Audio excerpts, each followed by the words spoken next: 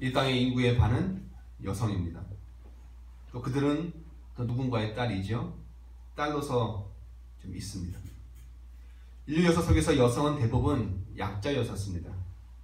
소수자였습니다. 물론 역사의 과정 속에서는 권력과 힘과 잔인함을 가졌던 여성들도 있었지만 보편적으로 여성들은 약자였고 소수였습니다. 큰 틀에서는 주로 당하는 위치에 있는 그런 사람들이었습니다. 그런데 최근에 변화가 일어나고 있습니다. 미국에서 시작되신 그 이야기가 우리나라에서도 이제 발생을 하고 있는 것이죠. 속으로 끙끙 앓고 있던 사람들이 그것을 자신이 당한 폭력과 괴롭힘을 자기 속에만 갖지 아니하고 세상에다 알리기 시작했습니다. 그것이 바로 미투 운동입니다. 미투, 나도 똑같이 당했다 라는 내용의 선언들이 여기저기에서 일어나고 있습니다.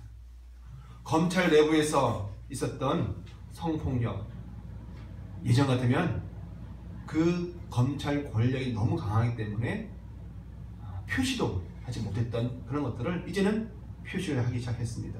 그러자 연극계, 문화계, 또 종교계까지도 이 일들이 확산되고 있습니다. 걷잡을 수 없을 정도입니다. 오늘 터졌고 또 내일 어떤 일들이 터질 것인지 예상하지 못하는 정도입니다. 딸들의 고통이 세상에 알려지고 있습니다. 딸들이 내가 가진 고통, 나만의 고통인 줄 알았었는데 그것이 이 땅의 많은 딸들이 함께 당하는 고통이었음을 우리가 이 사건을 통해서 알게 되었습니다. 성경에도 수많은 딸들의 이야기가 있습니다. 고통당하는 딸들의 모습이 기록되어 있습니다. 그런데 그 딸들을 향하신, 그 딸들을 도우시는, 또 그들을 회복시키시는 하나님과 예수 그리스도의 모습도 사실 성경의 매 사건마다 함께 있음을 우리는 알 수가 있습니다. 오늘은 우리 주님께서 그 딸들을 어떻게 도우셨고 또 어떻게 도우시고 계신지를 함께 말씀을 통해서 확인하고 또 체험하고자 합니다. 오늘 우리가 마태복음 9장 18절로 26절까지의 말씀을 읽었습니다. 사실 이 본문에는 두 개의 사건이 섞여 있습니다. 앞과 뒤 사건 속에 그 가운데 하나의 사건이 쑥 들어와 있는 것이죠. 즉 시작이 18절이고 끝이 26절 아닙니까? 그렇죠? 18절, 19절 그리고 뛰어넘어서 23절, 26절 뭐가 빠져요? 빼면은 20절부터 21절, 22절이 빠집니다. 즉 18절, 19절, 23절부터 26절까지가 하나의 사건을 기록하고 있습니다. 한 관리의 딸에 대한 이야기입니다. 딸에 대한 이야기입니다. 어떤 이유에서든지 그 관리의 딸이 죽었습니다. 죽어가는 게 아니고 이미 죽었습니다. 유독한 상황이 아니라 이미 죽어서 오늘 우리로 따지면 한국 사회로 따지면 분양하고 있는 그런 상태입니다. 그런데도 이 관리가 예수께 와서 청합니다. 예수님의 능력으로 죽은 자신의 딸을 되살려 달라는 희망을 가지고 온 겁니다. 여러분 이게 말이 됩니까? 죽었어요. 이미 죽은 겁니다. 호흡이 끝났습니다. 우리는 3일장 지냈지만 그네들은 당일날 땅에 묻어야 됩니다. 날씨가 너무 건조하고 습하고 덥기 때문에 당일날 부패하기 때문에 땅에 묻어야 합니다. 그런데 이 아비의 모습이 정상적이지가 않습니다. 그런데 문제는 이 관리의 요청에 대한 예수님의 태도가 더 문제입니다. 여러분 죽은 딸에 대한 아비의 마음 우리가 이해하려고 하면 10분 이해할 수 있습니다. 금방 자기 앞에서 대화하고 이야기하고 사랑을 나누고 또 교제했던 그 딸이 죽었습니다. 그 현실을 인정할 수가 없는 겁니다. 죽은 딸, 사랑하는 그 딸을 되살릴 수만 있다면 아비된 자가 못할 게 뭐가 있겠습니까? 그 마음 가지고 예수님께 온 겁니다. 내 죽은 딸을 죽어가는 딸이 아니라고요. 죽은 딸을 되살려 주십시오. 이 이야기 우리가 아비의 마음을 조금 이해하면 충분히 이해할 수는 있습니다. 그러나 옆에 있는 사람들의 문제 아닙니까? 제정신을 가진 사람, 또 이 사건을 어떻게든 정리를 해야 하는 사람, 또 아비를 위로하고 또 아비를 또 그 극한 절망에서 그를 세워주려면 그의 말에 동조할 수가 없습니다. 죽어있는 딸을 안 죽었다 또는 되살릴 수가 있다라고 하는 가능성을 주어서는 안 되는 겁니다. 누군가 장례식장에서는 슬프고 고통스럽고 괴롭지만은 정신을 바짝 차리고 이 장례의 모든 순서를 잘 정리하고 수습해야 할 책임을 가지고 있기 때문에 그렇습니다. 슬퍼만 할 수는 없습니다. 그런데 예수님이 어떻게 하셨어요? 예수님이 그런 아비의 요청을 들으시고는 따라가십니다. 내 집에 오셔서 내 죽은 딸을 살려주세요 라는 그 아비의 말을 예수님이 위로하시고 또는 눈물 흘리시고 동정하시고 거기서 멈추시는 것이 아니라 그의 요구로 그와 함께 그의 집에 가십니다. 그리고 그 죽은 딸을 살리려고 지금 마음의 작전을 하고 계시는 겁니다.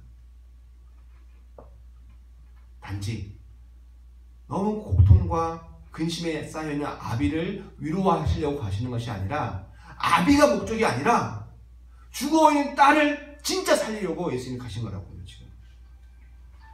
그리고 딸아이 죽은 옆에 있는 사람들에게 이렇게 말씀하십니다. 이 아이는 죽은 것이 아니라 자고 있다. 그렇게 얘기하고 있습니다. 현장에 있는 사람들이 어떻게 반응했을까요? 그들이 얼마나 당황했을까요? 그들의 반응이 무엇입니까? 그렇습니다. 그들이 비웃었습니다. 비웃어요. 조롱하다는 뜻입니다. 사실은. 왜요? 누가 봐도 죽은 겁니다. 숨이 끊겼습니다. 이제 갖다 묻어야 됩니다. 3일장도 아니고 당장 갖다 무덤에 넣어야 합니다. 그런데 예수님이 오셔가지고 하는 말씀이 잔다? 이거는 논리에 맞지도 않고 상식적이지도 않습니다.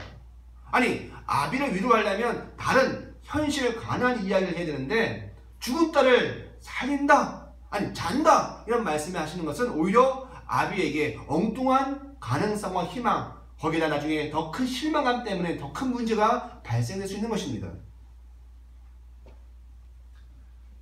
이 내용과 동일한 내용 사건을 공관복음 같은 관점에서 기록하고 있는 누가복음 8장 53절에서 이렇게 이야기하고 있습니다.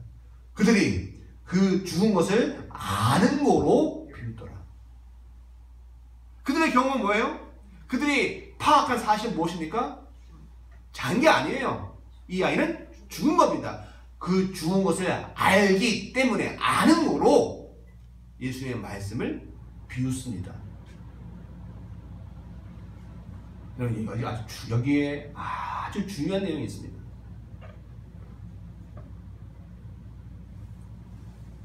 세상의 사람들은, 하나님의 영이 없는 사람들은 하나님이 알려주시는 말씀으로, 하나님이 계시해 주시는 것으로 아는 것이 아니라 자기 경험으로, 자기 지식으로, 사람의 능력으로 안다. 이게 헬라 오이다라는 알다의 특징입니다.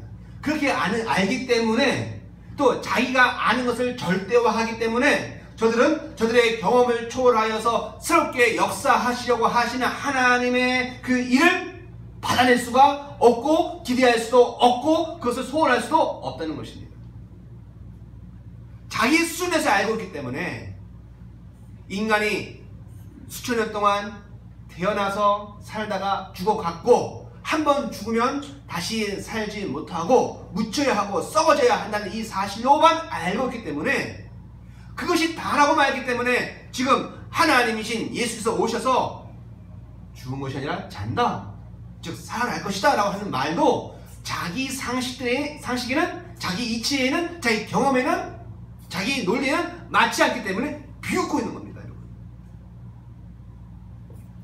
우리가 자녀들을 키우다 보면 아이들이 고집을 피우죠. 저희 똥고집이라고. 자기가 알고 있는 것을 가지고 우깁니다. 아니야 이렇게 해야 돼 라고 이야기합니다. 근데 엄마가 아빠가 볼 때는 그렇게 안 해도 되거든요. 분명히 길이 있거든요. 근데 아이들이나 또 마음이 너무 좁은 사람들은 자기가 알고 있는 것이 다인 줄 알고 그것에 붙잡혀 있습니다. 뭔가 해답을 주거나 새로운 길을 주어도 이게 귀찮다고 싫다고 그건 말도 안 되는 거라고 비웃습니다. 그런 게 어딨냐고 말합니다. 마치 세상 속에서도 그러한 일이 있는 것처럼 어린 나이와 성숙한 사람의 대화 속에서 있는 일이 그런 일들이 비일비재한 것처럼 오늘 하나님은 신이시고 전능하시고 영원하시고 존재하신 분이시고 하는 그분이 오셔서 말씀하십니다. 자는 것이 아니라 죽은 것이 아니라 잔다. 그 말은 살아난다 라는 겁니다. 그런데 그 장래 식장에 와 있는 우리들은 자신들이 그걸 경험하지 못했었거든요. 누구나 죽으면 끝이다 라는 겁니다. 죽으면 그날 빨리 갖다 묻어야 한다 라는 겁니다. 그렇기 때문에 예수의 말씀을 비우는 겁니다. 지금. 여러분, 우리가 성경 말씀을 왜 읽습니까? 하나님의 말씀이 내 안에 도전이 되어야 합니다. 맞지, 내가 알고 있는 게 다 이거야 라고 내가 알고 있는 것을 보증하거나 확증하는 정도가 아니라 날마다 새롭게 하나님의 말씀을 대할 때마다 내가 잘못 알고 있었구나. 인생이라는 것이, 삶이라는 것이, 돈을 사용하는 것이, 시간을 사용하는 것이, 인간관계를 형성하는 것이 이렇게 하는 것이 아니구나. 하나님의 말씀에서 다시 깨어지고 도전을 바꿔야 되는데 내가 아는 것을 이것이 다예요. 그러면 하나님의 말씀은 뭐예요? 비웃어요. 비웃는다. 예수님이 베드로에게 내가 죽어야만 한다. 십자가에 죽어야 한다 했습니다. 베드로가 예수님을 말렸습니다. 그리하지 마십시오 라고 했습니다. 그런데 그때도 사실은 그냥 말린 것이 아니라 예수님을 협박하고 그래서는 안 된다라고 예수님을 꾸리신 겁니다. 같은 거죠. 하나님, 예수님이라 하더라도 우리가 알고 있는 법에 따르면 훌륭한 선생은 절대 십자가에서 죽으시면 안 됩니다. 그런 말씀은 하지 마세요 라고 비난하고 꾸짖는 겁니다. 성도는 그래서 항상 열려 있어야 합니다. 성도는 늘 내가 항상 부족한 존재이기 때문에, 육신에 매여있는 존재이기 때문에 하나님이 꼭 인간이 가지고 있는 논리와 이성의 방식으로만 일을 해결하시는 것이 아니기 때문에 하나님이 어떻게 나의 삶을 열어가시고 새로운 길을 인도하실지 항상 열린 기대감을 가지고 있어야지, 그 말씀에 대한 기대감이 없으면 하나님의 말씀조차도 조롱하고 비웃게 되어지는 것이 우리 인간의 모습입니다. 그래서인지 저들은 결국 딸이 살아나지 않습니까? 살아납니다. 우리는 결과를 다 알고 있습니다. 그 딸이 새롭게 살아나는 그 역사적인 현장 속에서 그 비우는 사람들은 다 어떻게 되어져요? 미리 다 제외가 되어집니다. 우리말에 어떻게 되어 있습니까? 내보냈다고 예수님 말씀하십니다. 그렇죠? 24절에 보면은 물러가라 하고 점잖게 말씀하셨어요. 우리말에 보면은 물러가라, 내가 지금 너희들이 있으면 부정타니까 안 된다, 물러가라 이렇게 얘기하는 것 같이 보여집니다. 물러가 있어라. 그런데 실제 원문은 그렇지 않아요. 그래서 어떻게 되면, 자, 성의 원문을 직접 번역을 하면 이렇게 되어 있어요. 무리들이 그 방 밖으로 내던져졌을 때, 그만 쫓겨났다는 얘기예요. 그때 예수께서 들어가시면서 그 소녀의 손을 잡으시고 그녀를 일으키셨다 이렇게 되거든요. 우리말에 물러가라, 물러가 있어라 점잖게 말씀하신 것이 아니라 그들을 내쫓으신 거예요. 여러분, 이 내쫓으신 것은 언제 사용되어집니까? 귀신이 쫓으신 거예요. 헬라어로 에크는 뭐뭐 밖으로, 발로, 발은 나중에 영어에 볼이 되면 B-A-L-L, 볼 있죠?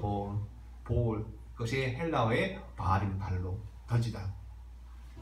즉 밖으로 내어 던졌다는 뜻이에요. 이 말은 하나님의 새로운 사건 앞에 귀 기울이지 못하고 그 하나님의 말씀을 자기의 이치와 논리로 해석되어지지 않는다고 조롱하고 있을 때 하나님은 그 역사 현장에서 제외해버리시는 겁니다. 쫓아버리십니다. 여러분, 하나님이 예수님으로 오셔서 죽은 자를 잔다 말씀하시고 그를 지금 일으키시고 살리시는 역사적인 현장입니다. 아예 그 방에 없었으면 상관이 없어요. 반응을 그 자리에 있었어요. 그 자리에 있었던 겁니다. 그런데 자기 것이 있으면 하나님의 사건 앞에서 자기 것이 있고 자기 주장이 있고 하나님을 조롱하게 되어서 어떻게 되죠? 쫓겨나가는 거예요. 에크바르. 그 역사의 현장에 하나님의 권능과 능력이 임한 그 현장을 참여하지 못하는 일이 되어지는 겁니다. 두 개의 서로 다른 가치, 두 개의 서로 다른 시간, 두 개의 서로 다른 나라가 하나로 일치가 될 수가 없습니다. 빛이 어둠을 공존하지 않죠. 빛이 어둠을 내어 쫓습니다. 예수님의 새로운 시간과 새로운 가치로 세워지는 새로운 나라는 반드시 인간 중심의 나라를 역사 밖으로 내어 쫓게 되어 있는 거예요. 그래서 예수를 믿고 평안할 수가 없어요. 예수를 믿으면 그 말씀이 내 안에서 옛것을 옛날에 평안에 살았거든요. 그거 가지고 그것을 내어 쫓게 되어 있는 겁니다. 사도행전에 보면은 마수라는 책들을 갖다 불에 태우게 되어지는 거예요. 3만이나 되는 액수인 그 화폐에 달려 서 있지 않지만 3만이나 되어지는 그 책들을 불태워버려요. 즉 하나님의 생명이 하나님의 시간 내 안에 들어오면 우리 속에서 반드시 내어 쫓을 게 일어나는 거예요. 그래서 소녀의 입장에서는요, 그녀를 죽은 것으로 알고 있는 이들 속에서는 어떤 상태로만 있어야 돼요? 죽어 있어야 되는 거예요. 죽었다, 애곡하자, 이 아이는 죽었다, 혹시 종말에 다시 돌아갈지 몰라도 이 아이는 이제 죽어서 땅에 묻혀서 썩어야 한다라고 그렇게 믿고 있는 이들 속에서는 이 아이는 죽어있는 상태로만 있어야 하는 겁니다. 그런데요, 거기 예수님이 들어오십니다. 그리고 말씀하십니다. 죽은 것이 아니라 산다. 여러분, 우리 마음도 마찬가지잖아요. 나도 내 마음을 향해 죽었다, 실패했다, 끝났다, 이제 희망이 없다 라고 하면 희한하게 나는 그렇게 죽은 상태로 밖에 있을 수밖에 없습니다. 그런데요, 주님이 우리 안에 오십니다. 내가 나를 격동할 수는 없어요. 내가 나를 그렇게 의원할 수가 없다고요. 영원토록. 누가 하셔야 돼요? 예수께서 우리 안에, 내 안에 들어오셔서 우리 속에 말씀을, 하나님의 말씀이 능력이거든요. 그 말씀으로 하세요. 저희 뻥을 치는 게 아니라고요. 그냥 얻는 사실로 우리를 이렇게 순간 위로하는 게 아니라고요. 진리의 말씀, 사실을 우리에게 이야기하신다고요. 뭐라고요? 죽은 것이 아니라 산다, 잔다, 일어난다 말씀하신다고요. 오늘 우리에게 말씀하세요. 주님이 우리에게 오셔서 우리의 마음속에 우리의 마음과 자기의 마음의 마음 여김이 아니라 예수께서 우리 속에 말씀 주시면 그 말씀이 우리 속에 일어나서 우리가 반응하고 일어나게 되어 있는 겁니다. 바로 이 아이도 그렇습니다. 이 준 아이도 예수님이 죽은 것이 아니라 산다고 말씀하시고 그 사실을 정확하게 해석해 주실 때에 이 아이가 삽니다. 하나님이 말씀하신 진짜 사실이 딱 선포되어지니까 그것이 이 아이 속에 역사를 일으키는 겁니다. 모든 사람들은 그녀가 죽었다, 그렇게 인간의 방식대로 결정해버리고 생각하고 있었습니다. 거기에는요, 되돌리거나 또는 희망이나 뭐 그런 것이 있을 수가 없습니다. 그런데 예수님은 사람들이 말하는 죽음을 다르게 이해하고 계십니다. 분명히 고통스러운 거예요. 근데 절망이 아니라 잠시 잠을 자고 있는 것이고 그것이 하나님의 능력이 임할 때 다시 일어나는 역사가 있다라고 주님이 우리에게 하나님의 말씀으로 설명해 주고 계시는 겁니다. 그러자 죽어있는 그 소녀가 다시 살아납니다. 뿐만 아니라 모든 이들에게, 이 세상 모든 이들에게, 그 죽은 아이 한 명만 뿐만 아니라 이 세상 모든 이들에게 지금 말씀해 주시는 거예요. 인생의 죽음이란 죽음이 아니라 잠시 잠자는 것이다, 끝이 아니다 라고 우리에게 말씀을 해 주십니다. 자, 이 말씀이 18절, 19절 그리고 23, 24, 25, 26절에 딱 포진되어 있죠. 앞뒤로 포진되어 있습니다. 그런데 그 가운데 무슨 말씀이 있습니까? 또 하나의 사건이 있어요. 12년간 혈루증을 앓고 있는 딸 이야기가 그 속에 쑥 들어오고 있습니다.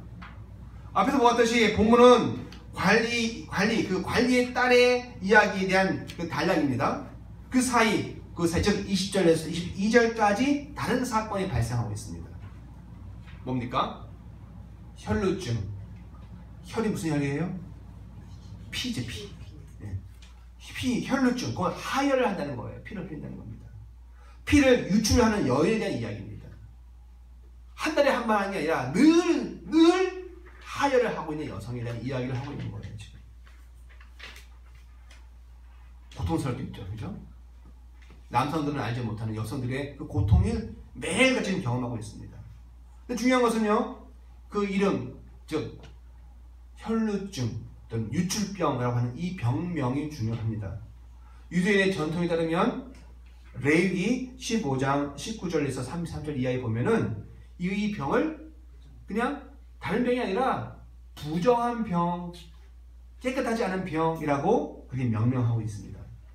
성경에서 정하다, 깨끗하다, 또는 부정하다, 더럽다 라는 것은 윤리적으로 이야기하는 게 아니에요. 이것은 하나님과의 관계의 문제입니다. 성경에서는 하나님과의 관계가 깨어진 것을 뭐라 그래요? 하나님과 하나님 만날 수 없는 상태에 되어진 것을 부정하다 이렇게 얘기를 하고 있는 거예요. 부정한 사람은 더 나가서 공동체의 일원에서 제외가 되어집니다. 함께 갈 수가 없어요. 그래서 항상 떨어져서 멀리 거리를 두고 갑니다. 그래서 그가 어떠한 부정한 상태에 있다가 뭐 시체를 만졌거나 또 이러저러한 일들로 자기 상태가 하나님의 부정한 상태가 되었을 때 그것이 정결해진 다음에 다시 그 공동체에 허입이 되어지고 공동체 일원이 되어지는 겁니다. 구약에서는 이러한 병이나 여러 가지 뭘 만지고 물질과 관련되어서 정하다, 부정하다를 얘기하는 것이고, 신약에 와서 이 모든 것들이 인간이 선악과를 먹고 난 이후에 모든 인간의 모습이 뭐예요? 부정한 존재가 되어지는 거예요. 인간 스스로는 하나님을 만질 수 없고 하나님의 공동체에 들어갈 수 없는 그런 운명에 처해 있는 것입니다. 그래서 이 부정한 자가 되어지면요, 그들은 만져서도 안 될 뿐더러 그들을 만지거나 또 그가 또 다른 사람들을 만지면 안 되고, 그들이 만진 옷이나 그들이 사용한 침대나 또는 물건들도 다 부정한 물건이 되어져 버립니다. 그래서 피의 유출이 다 끝난 다음에 하나님께 비둘기를 제물로 드립니다. 그리고 모든 속죄의 과정을 거쳐야만 다시 그 공동체의 이제 정한 상태가 되어졌다, 깨끗하게 되어졌다라고 인정을 받는 겁니다. 지금은 이것을 이렇게 문자적으로 받지 않죠.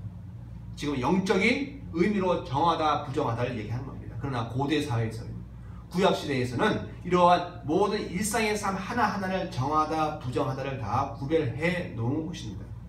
그래서 오늘도 이것을 문자적으로 해석하면 안 됩니다. 어쨌든 이 여인을 한번 상상을 해 보십시오. 그녀는 질병으로 인해서 하나님의 관계가 깨어진 자입니다. 그것도 몇 년 동안? 12년 동안. 사람들로부터 더럽다라고 하는, 더러운 여자야 라고 하는 인격적인 모독을, 매도를 받은 사람입니다. 이 딸이 세상에 이 병을, 유출병을 자기가 앓고 싶어서, 자기가 원해서 받은 게 아니지 않습니까? 자기도 힘듭니다. 본인도 힘들어요. 누구보다 가장 힘든 게 이 딸입니다. 그런데 사람들 뭐라 그래요? 부정한 여인, 더러운 여인, 우리 곁에 오지 마라. 만지는 것은 상상도 할 수 없는 겁니다. 그러니 이 공동체에서 일상의 정상적인 삶을 살 수가 없으니까 인격적으로 또 문화적으로 모든 면에서 장애를 갖게 되겠죠? 그러니까 오늘까지는 같이 학교를 못 가고 혼자 집에만 있어야 되는 것이고, 너 왜 나오니? 장애인이 왜 나오니? 이렇게 얘기하는 겁니다. 집에서 그냥 있지, 왜 교통에 방해되게, 사람들 불편하게 왜 나다니고 그래? 이렇게 얘기하는 거라고요. 오늘로 따지면. 그러면 몸도 아픈데 사회와 관계 속에서 모든 활동이 제한되어져 있기 때문에 심리적으로, 정서적으로 굉장히 망가진 상태가 되어져 있다는 것을 우리는 충분히 상상할 수가 있는 겁니다.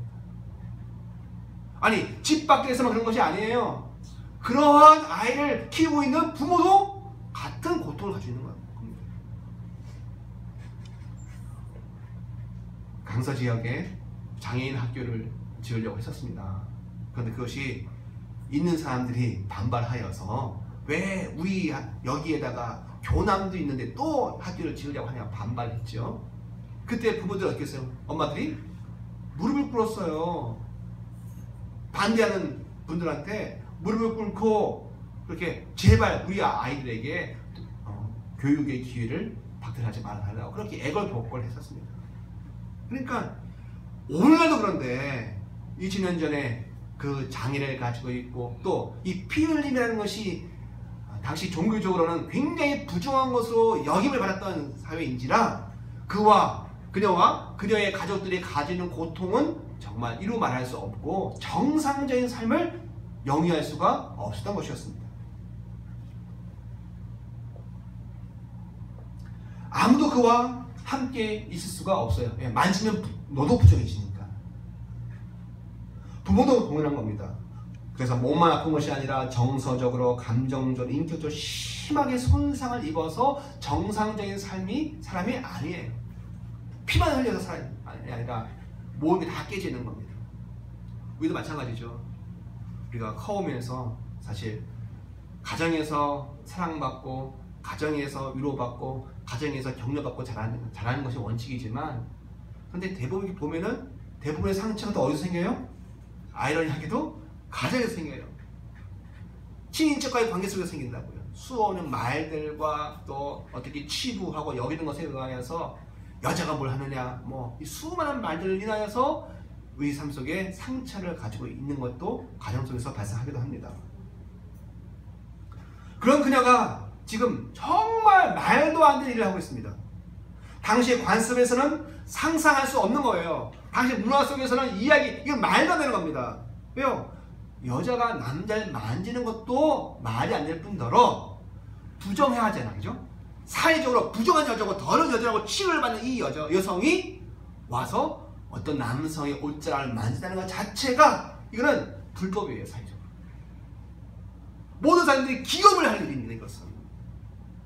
그녀가 다가와서 조심조심 다가와서 마음의 생각을 하고 내가 예수의 저분의 옷자락을 만지기만 한다면 나는 나을 수 있을 거야 라고 하는 본인 생각이지만 그 마음에 믿음이 생겨서 이 여성이 슬금 다가와서 예수의 옷자락을 만지고 있는 겁니다. 여러분 이 만진다는 것은 사람들이 많기 때문에 이리 밀리고 저리 밀려가지고 하다가 어쩔 수 없이 예수님의 몸에 손을 댄 것이 아니에요. 분명 의도가 있고 분명 목적이 있어서 자기의 의지를 발휘해서 딱 만진 겁니다. 그래서 생각합니다. 예수님의 옷자락만 만져도 구원을 받을 것 같아. 내 몸이 나아질 것 같아. 치유가 되어질 것 같아. 그녀의 의도를 가지고 그녀는 의도를 가지고 예수님의 옷자락을 만지고 있는 겁니다. 우리로 따지면 믿음을 가지고 만지고 있는 거예요.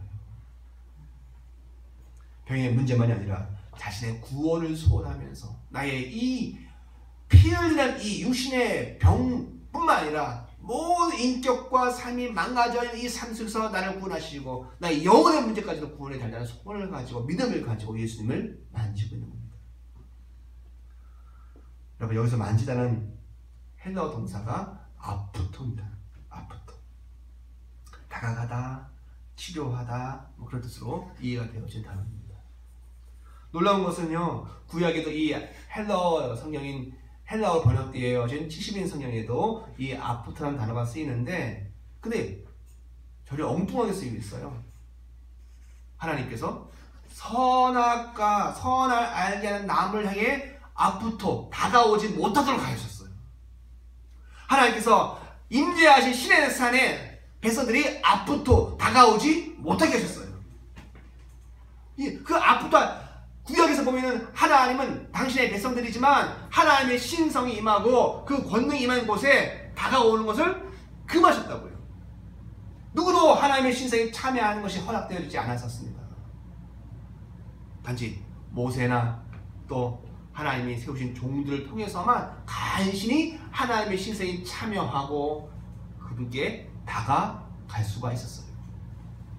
그런데 예수님이 지금 어떻게 하셔요?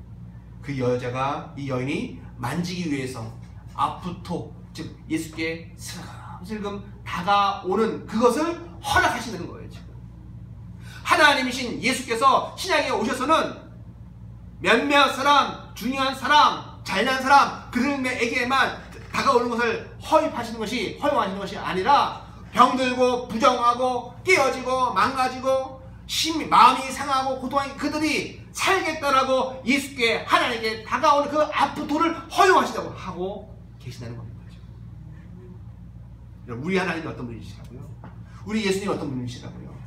여러분의 질고, 여러분의 문제, 여러분의 괴로움, 여러분의 고통, 그 짐을 가지고 내가 저분께 가면 하나님이 신이신 그저 예수께서 나를 도우실 수 있을 거야 라는 기대를 가지고 다가오는 그 걸음을 인정하신다는 겁니다. 구약에서는 철저히 나가셨던 그 하나님이 이제 하나님이 새로운 시간을 여셔서 자기에게 다가오는 이들을, 이 딸들을 지금 받아주고 계시는 것입니다. 그리고 그의 소원대로 구원을 선언하십니다. 구약에서는 금지되었던 부정과의 접촉을 하나님이 용납하시고 인정하시는 겁니다. 어떤 면에서 구약은요, 그래서 성결한 것과 부정한 것이 철저히 나눠져 있어요. 거룩한 것, 좋은 것, 나쁜 것, 이것이 다 나눠져 있어요. 절대 다가오면 안 되는 거예요. 나쁜 것은, 부정한 것은.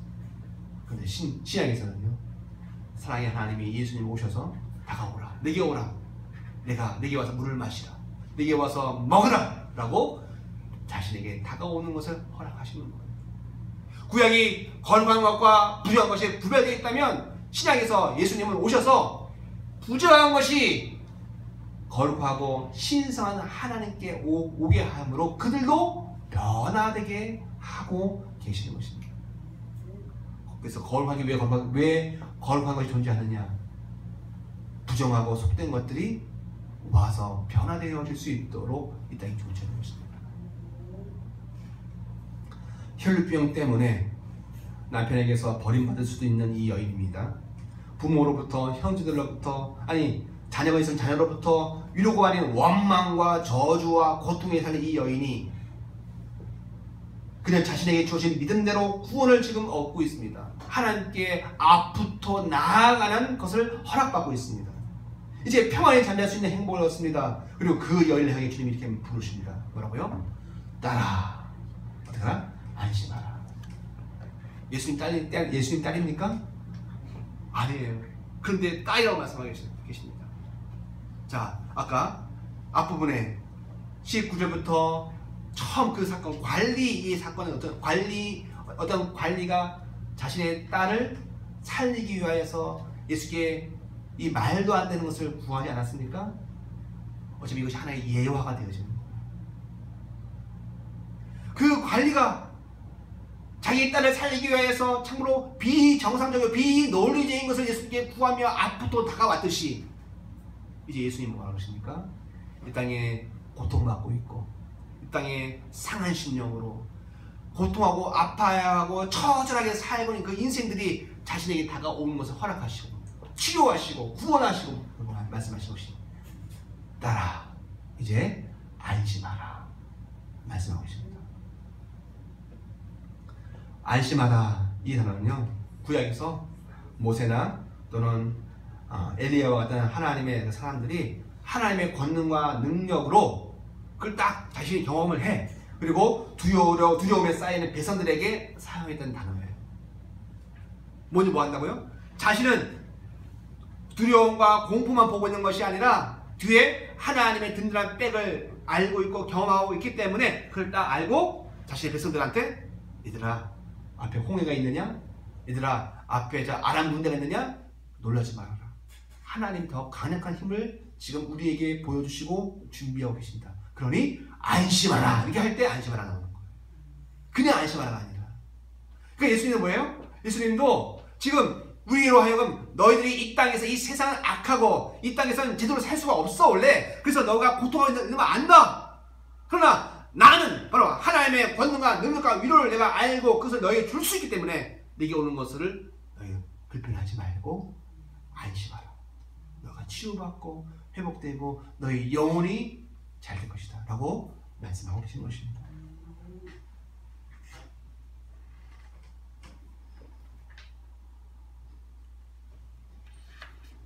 여러분 진정한 두려움이 없는 삶은 무엇입니까? 그래서 진정한 두려움이 없는 삶.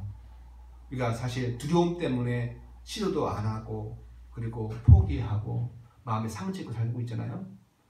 사람들한테 거부당할까봐, 또 이번에도 또 실패할까봐, 이번에 또 대학 떨어지면 어떡하지? 내가 과연 공부를 할 수 있을까? 내가 스스로 정해놓은 것들을 내가 달성할 수 있을까? 수많은 자기 이전의 삶을 통해 경험했던 것 때문에 실패한 두려움이 우리 모두에게 있습니다. 나는 원래 못하지 않은가?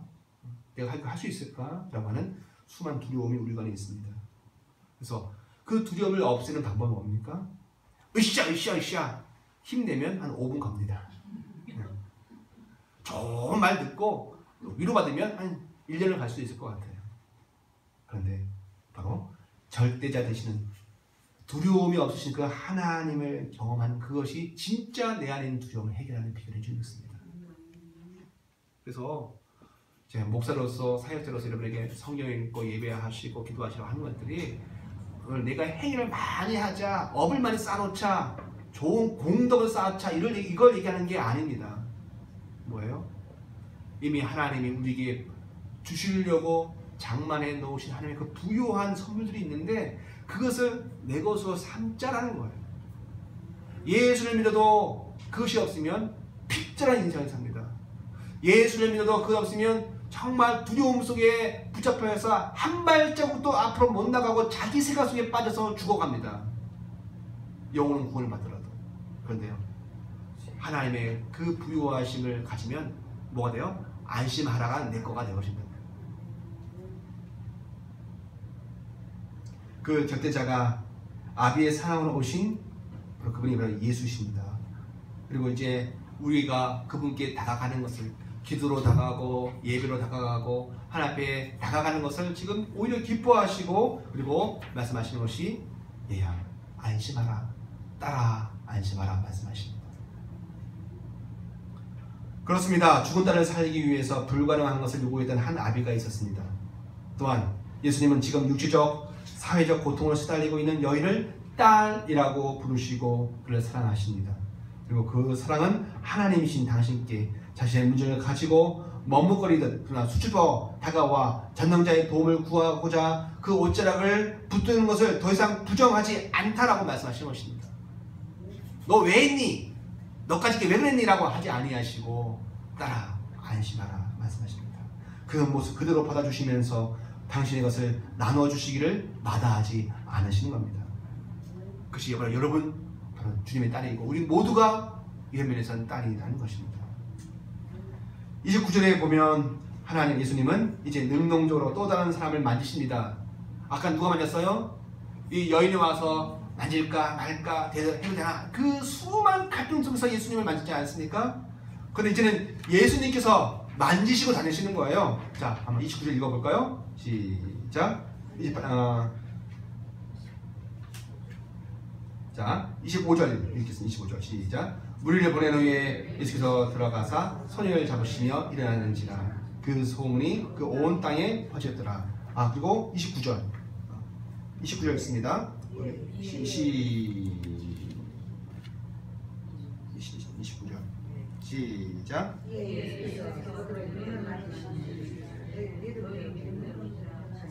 예, 뒤에는 이제 소형 사건이 나오죠. 이제 예수님 뭐 하세요? 그들을 만지십니다. 앞부터 하시는.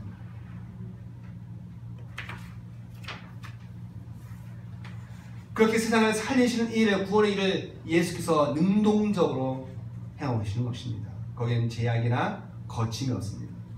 아버지의 사랑이 예수 그리스도의 손끝을 통해서 이 사람 저 사람, 눈먼 자 또 병든 자를 살리시고 있으십니다. 인류 역사 속에서도 그 손길이 끊임없이 지금 들어오고 있습니다. 이 같은 권세를 바로 사람에게 주신 하나님 우리가 찬양해야 할 줄 믿습니다. 모든 사람의 대표 참 사람이신 예수의 손끝에서 그 사랑이 발현되어지고 있습니다. 오늘 사람으로 살아가는 우리의 손끝에서도 예수의 영이 있으시면 우리가 뭐가요? 그 손을 댄즉 나는 역사. 고통하고 아파하고 힘들어하고 겉은 멀쩡하고 화장도 이쁘게 했지만 속은 썩어가고 삶의 고통에 찌들어있는 이들에게 우리의 손끝을 통해서 예수의 영이 주의 능력이 전달돼서 치유하는 역사, 회복하는 역사가 일어날 줄 믿습니다. 잘 아시듯이 저에게도 딸아이가 하나 있습니다. 아주 사랑스럽죠. 애인 역할을 합니다. 그러나 과연 이 세상에서 저 아이가 여성의 성으로 살아가는 것이 과연 안전할까라고 하는 물어본다면 그 웃음과 미소가 금방 근심으로 바뀔 지경입니다. 우리가 미투 운동을 통해서 지금 바라보고 있는 이것이 우리나라의 문제만이 아니잖아요. 바로 그것이 현실입니다. 처처에서 발생하고 있는 종교적, 사회적 억압은 말할 것도 없고 수없이 발생하는 성적 폭력이 우리의 근심거리가 되어집니다. 나도 당했어라고 수많은 사람들이 그렇게 공유하면서 위로하고 있습니다. 지금 이러한 위협 속에 살고 있는 딸들에게 우리 주님이 다가오셔야 됩니다. 사람들의 위로 좋지만 한계가 있습니다. 우리 하나님이 어루어 만져주시는 위로가 있기를 원합니다. 살힘 주시기를 원합니다. 여성으로 딸로 살아가는 이들이 자신의 여성이라는 그 성, 그걸 부끄럽지 않고 살아가는 인생, 살아갈 수 있는 사회 되어지길 원합니다. 기도하시겠습니다.